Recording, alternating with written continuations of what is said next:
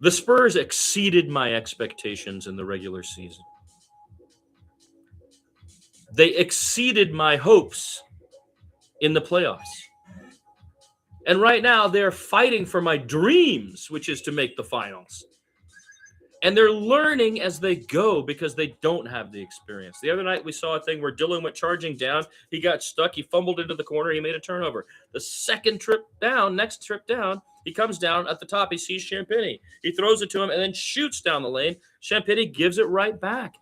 He had all the leverage that he wanted, and there was nobody there because the floor was spread by him passing. He learned that in that moment of the playoffs.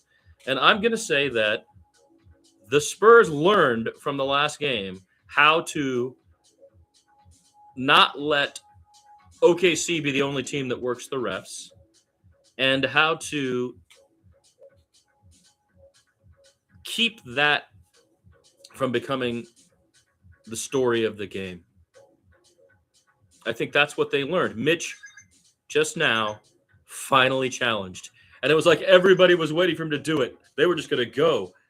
And he finally made a challenge. He understood what it means. Now, from the beginning of the year, I said, here's what they do. They only use them in the fourth quarter. They'll only challenge in the fourth quarter because they want to use them as timeouts. But he's missing the point. That means the other guys are getting way more timeouts by using them earlier. So they're getting time to plan, rest, and make all kinds of strategy. And we're chasing it. Our coaching staff is chasing it. Oh, was it a mistake? I don't know. They need to challenge in order to get that time. So finally, and again, I'm not even sure the outcome of the challenge is what matters when we're talking about this. We're talking about keeping the refs honest. If you do not challenge the refs, they'll just go follow the other guy, and they'll just start giving them the other thing. So this is what we learned on this series. In this series, we learned this. So each of these things are steps that the very young coaching staff and the very young Spurs are comprehending, absorbing, and trying to implement. And that they can do that and adapt quickly is a tremendous strength and a necessity for the NBA playoffs. Adaptation is everything, going way back. I can remember watching games between the Celtics and the Lakers in the 80s, you know what I mean? Or very key.